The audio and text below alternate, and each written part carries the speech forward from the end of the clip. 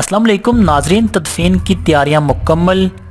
वज़ीर आज़म इमरान खान जनाजा में शामिल होंगे या नहीं? नईमुल हक के जनाजे की तैयारियां मुकम्मल हो गई हैं। वज़ीर दाखिला एजाज शाह, फिरदौस आशिक अवान समेत दीगर पार्टी रहनुमा इनके जनाजे में शिरकत के लिए इनके घर पहुँच गए हैं। इनकी जनाजा नमाज असर के बाद फ़ौरन अदा की जाएगी। तहरीक इंसाफ के रहनुमा और वज़ीर आज़म के मामले खसूस नईमुल हक की नमाज जनाजा आज कराची में डिफेंस हयाबान इत्तेहाद की मस्जिद आयशा में बाद नमाज असर अदा की गई। घर पर ताज़ियत के लिए पार्टी रहनुमाओं और लोगों की आमद का सिलसिला भी जारी है। वज़ीर आज़म के मामले खसूसी और तहरीक इंसाफ के सीनियर रहनुमा गुज़िश्ता रोज़ कराची के निजी अस्पताल में इंतकाल कर गए थे। इनकी उम्र 70 बरस थी।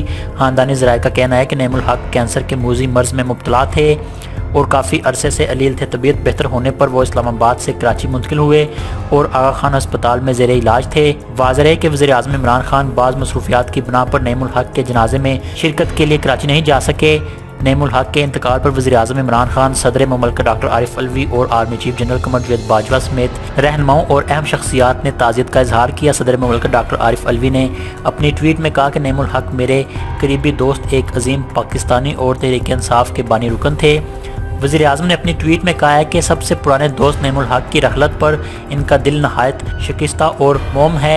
आर्मी चीफ कमर जवेद बाजवा ने भी नईमुल हक के इंतकाल पर अफसोस का इजहार करते हुए कहा कि अल्लाह ताला मरहूम के दर्जात बुलंद करे और लाहिकीन को सब्र जमील अता फरमाए। याद रहे कि मरने से कबल नईमुल हक वज़ीर आज़म से आखिरी मुलाकात करने को तरस गए, मगर वज़ीर आज़म इमरान खान न पहुंचे। अल्लाह पाक मरहूमा को जन्नतुल फिरदौस में आला मकाम अता करे। सब्र को लेकर राय का इजहार नीचे कमेंट में ज़रूर करें। हमारे चैनल सब्सक्राइब करें ताकि आपको लेटेस्ट अपडेट्स मिलती रहें।